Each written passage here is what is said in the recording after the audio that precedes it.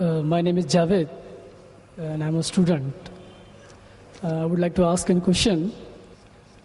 At one place, the Holy Quran states that man is created from sperm, which is inconsistent with modern science.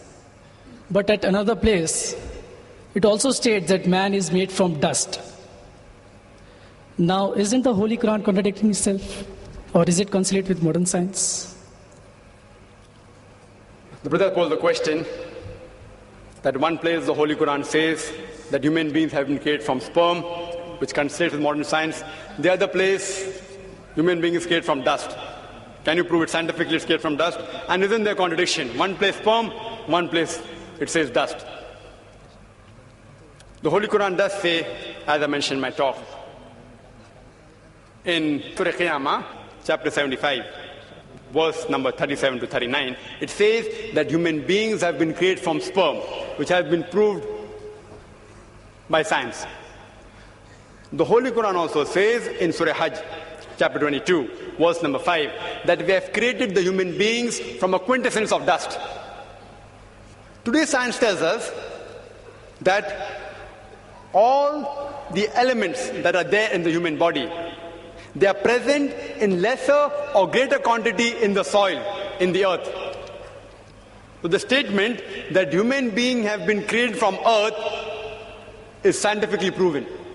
That whatever components are there in the human body, the constituent, the elements, they are present in the earth, in the soil, in lesser or greater proportion. The second part of the question, isn't it a contradiction? One place the Quran says man is created from sperm, one says from dust. Isn't it a contradiction? See, a contradiction is two statements which are conflicting with each other, which cannot take place simultaneously.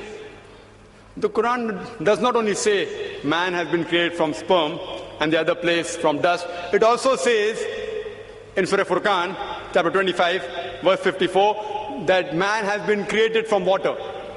You will tell me there are three contradictions. See, science has proven that man has been created from dust, as well as from sperm, as well as from water. If I tell you in one statement that to make a cup of tea, I require water. In the second statement I say, to make a cup of tea, I require tea leaves or tea powder. It's not a contradiction. I require both. If I want to make sweet tea, I add sugar to it. If I want to make panikam tea, I add less water and more milk. If I want to make Sulaimani tea, I add only water.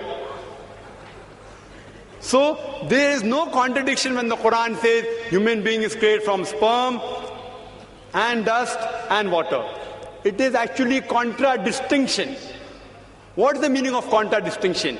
Contradistinction means speaking two or more things about a subject which are not conflicting with each other.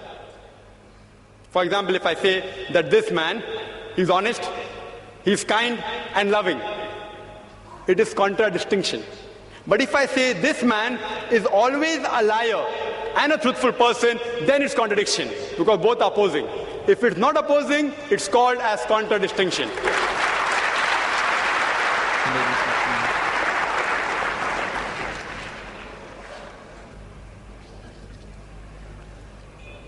The next question from the ladies section. Assalamu alaikum, brother. My name is Farida Ansari. I am a laboratory technician. Quran says Allah is the creator of the human being. Does science agree with it? The sister posed a question that the Quran mentions that Allah subhanahu wa ta'ala is the creator of the human beings. Does science agree with it? And Quran says in several places, including the last verse of the embryological stages, that is Surah Mu'minun, chapter 23, verse number 14, that Allah is the best to create. Can we prove it scientifically that Allah is the creator? Quran gives the answer. Quran gives the answer in Surah Tur, chapter 52, verse number 35. It poses a question that were you created from nothing? See, the Arabic word used for creator in all these verses of the Quran is khaliq. It is derived from the Arabic word khalaqa. Arabic word khalaqa has got 4 meanings. One meaning is to create something from nothing, without any previous example. That's only possible for Allah subhanahu wa ta'ala. Second meaning of khalaqa is to create something new from pre-existing material. The third meaning is of khalaqa, programming or planning. And the last meaning is to make smooth. So Quran poses a question in Surah Tur, chapter 52, verse 35, that were you created from nothing? But naturally the answer is negative. No. Human beings aren't created from nothing. They pose the next question. Were you the creators or we the creators? We know very well that man cannot create another man. If he could do that, then the moment he died, he would have created himself back. If his relatives would have died, he would have brought them back to life. Human beings can't even create a living creature such as fly, live outside human being. Neither can you attribute the organs of the body, say the reproductive organs, like testes or ovaries, that they are the cause for a creation. Because if you say that the testes, the uterus, etc. are the cause, then you have to include your ancestors, their reproductive system, their ancestors, all are responsible. So the answer is negative. Quran poses the next question in Surah Waqia, chapter 56, verse number 58 and 59, that do you not look at the sperm you have emitted? Were you the creator or we the creator? And but natural, all these questions that Quran poses, the answer is negative. Some people can say it's by chance. By chance you were created. They say nature. Natural thing. It happened by chance. Let's analyze scientifically whether the human beings can be created by chance. The protein molecule is a very important structure of the living cell. Very important part in the living structure of the cell.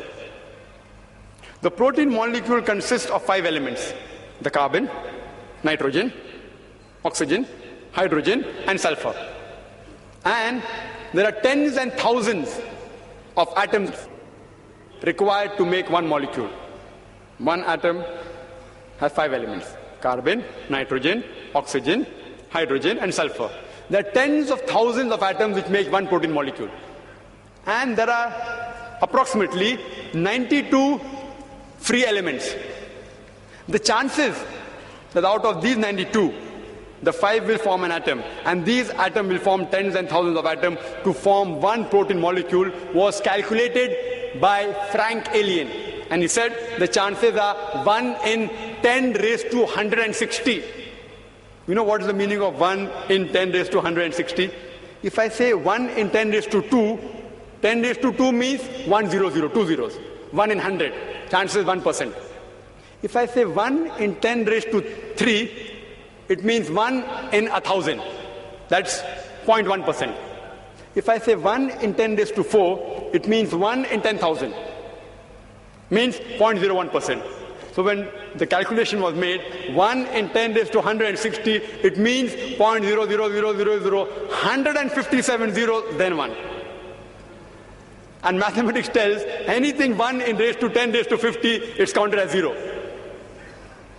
Furthermore, this is talking about one molecule, and the substance required to form this one molecule of protein was calculated by another person, Charles Guy, that it will require millions of times of substance as huge as our galaxies. Millions of galaxies will require to form this one molecule of protein. And the time was calculated by Charles Guy. The time taken for one protein molecule to be formed will be 10 raised to 263 years. You know what is that? 1 0 0 0 0 0 0, 263 zeros it will take to form one protein molecule. And do you know there are how many protein molecules in one cell? And do you know how many other molecules are there in the cell? And how many cells are there in the human being? There are more than 6 billion molecules when a child is born. That's what doctors tell us today. 6 billion. One more protein molecule takes 1 in 10 raised to 160 chances. Time taken is 10 raised to 263 years To take 6 billion for one baby, imagine. And how many women are pregnant? There are millions of women pregnant at a time. And it takes only 9 months. The chances science tells us is 0, 0, 0. No chance at all. These things cannot take by chance. They have to be programmed by someone. Science tells us there has to be someone, some supernatural force. Therefore, science, as I said earlier, is not eliminating God, it is eliminating models of God. La ilaha